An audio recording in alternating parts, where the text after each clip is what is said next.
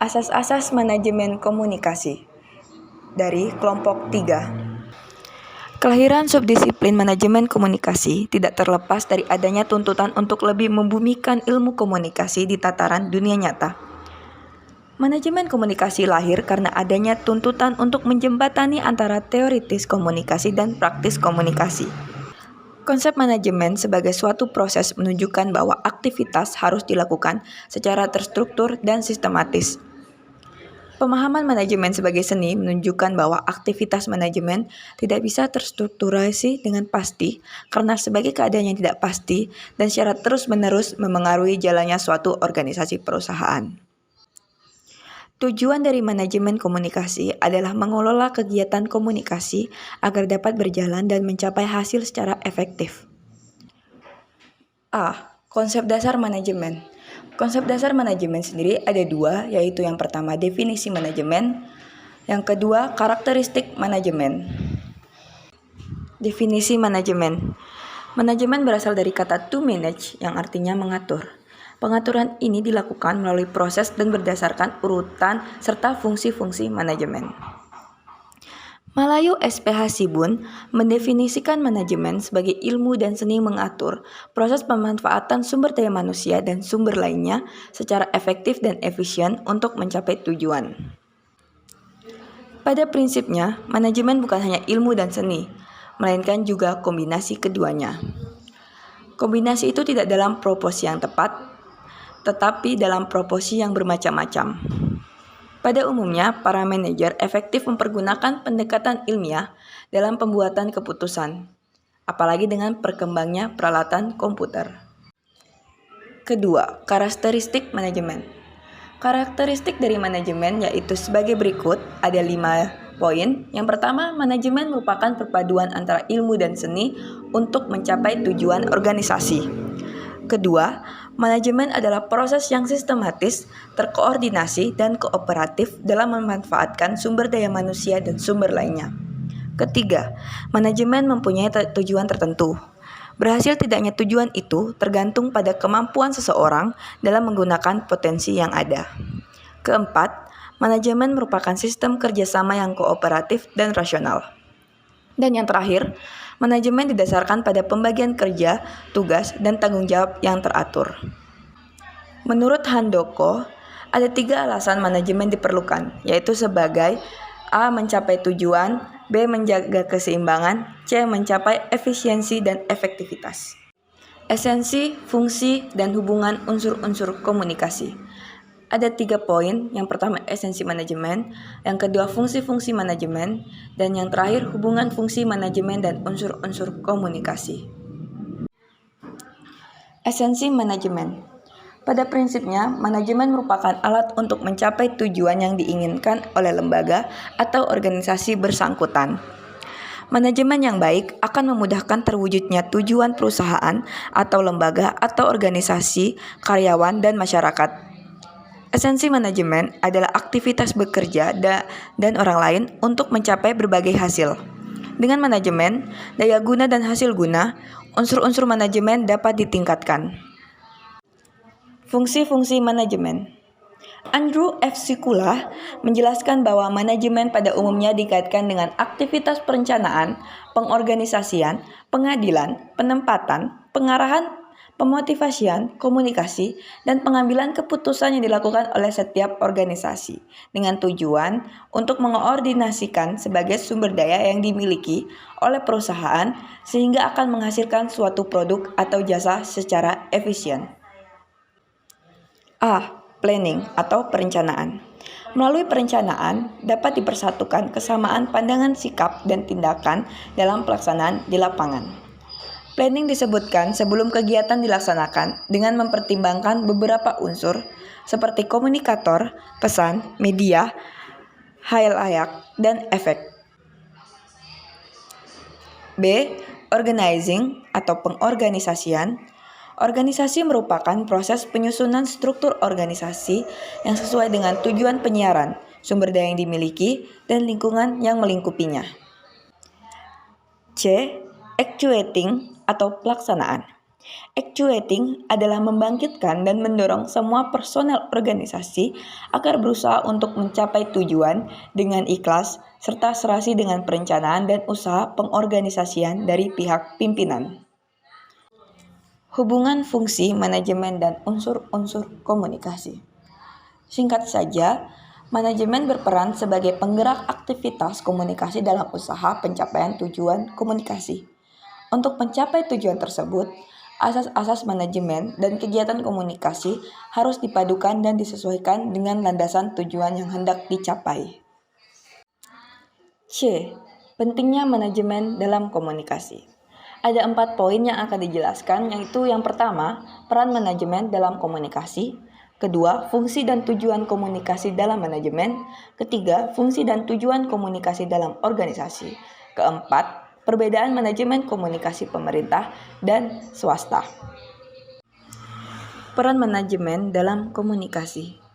Pada hakikatnya, komunikasi menyentuh segala aspek kehidupan.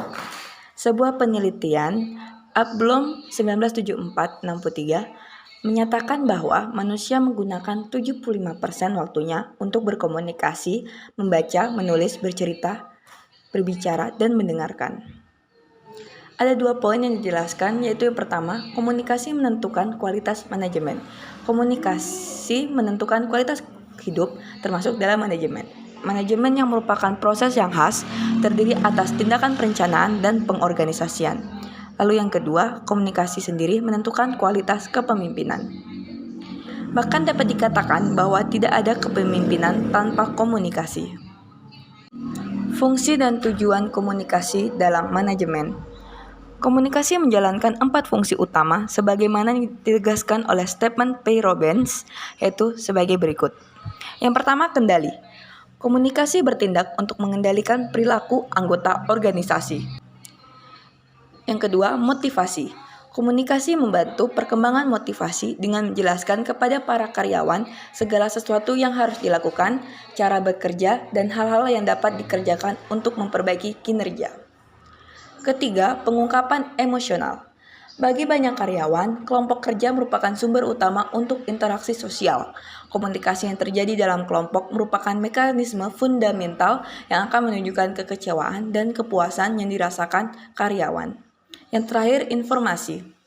Komunikasi memberikan informasi yang diperlukan individu dan kelompok untuk mengambil keputusan dengan meneruskan data, mengenali dan menilai pilihan-pilihan alternatif. Fungsi dan tujuan komunikasi dalam organisasi. B. Curtis mengemukakan beberapa tujuan komunikasi dalam organisasi atau perusahaan sebagai berikut. A. Memberi dan diberi informasi. Karyawan akan cenderung merasa lebih baik jika diberi informasi dan jalan masuk menuju informasi tersebut. B. Memengaruhi orang lain. Komunikasi bermanfaat untuk merangsang minat, mengurangi permusuhan, dan menggerakkan karyawan untuk melakukan tugasnya. C. Menolong orang lain. Hal ini dilakukan pemberian nasihat kepada para karyawan, membantu pelanggan menyelesaikan masalah, ataupun motivasi orang lain dalam mencapai tujuan karirnya. D. Mengevaluasi perilaku secara efektif.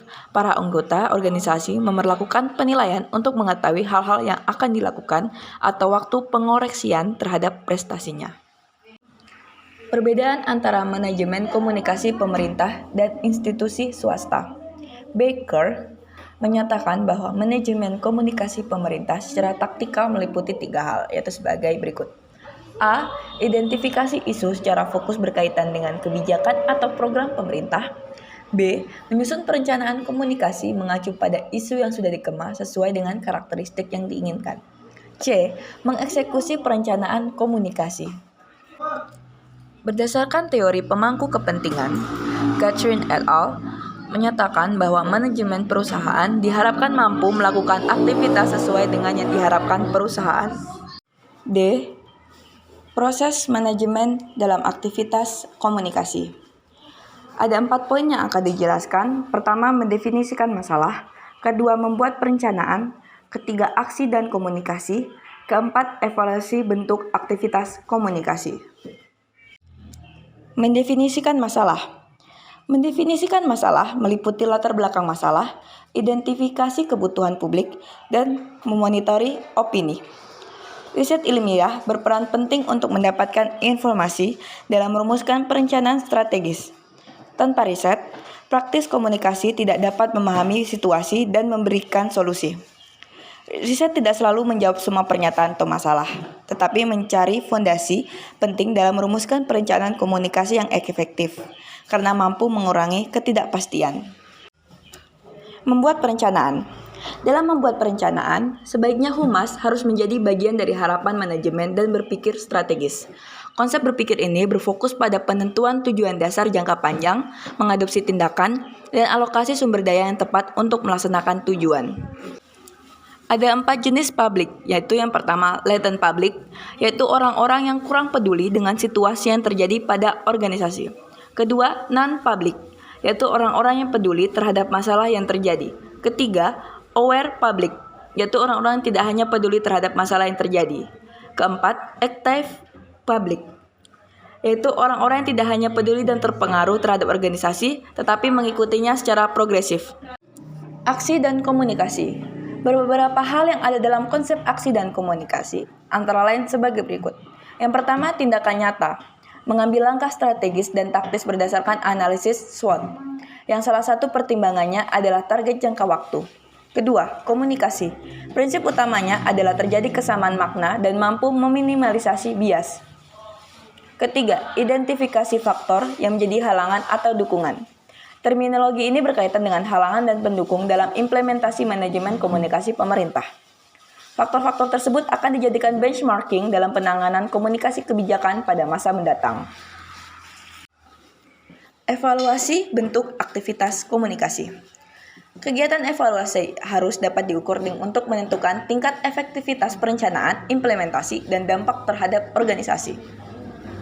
James Bisland of Bowling, 1982, mendefinisikan evaluasi dengan membuat perkiraan yang sistematis terhadap program dan hasilnya.